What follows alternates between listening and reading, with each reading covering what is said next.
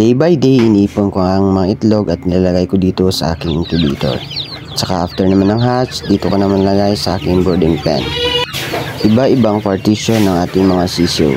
Meron tayong day old, week old, 2 weeks old, at yung 3 weeks old.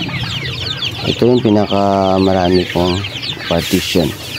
Ito yung nasa 2 weeks old. Dako naman tayo sa kabilang ating brooding pen. Yan. Walang ilaw dito pero maliliksi yung mga manok dito. Kasi nasa 2 to 3 months na.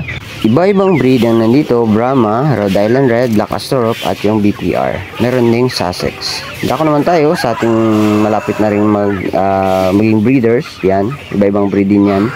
At saka dito yung dito tayo nakakaipon ng mga itlog. Yun yung mga breeders natin. Ito yung maraming araw-araw kang mga kolekta ng itlog. At ito yung mga aking mga crossbreeds na mga free range, natives, at yung aking maliit na bibi at yung aking mga pato. Ayan. Dako naman tayo sa aking inabang breeding. Ito yung aking Japanese Shamu. Yan.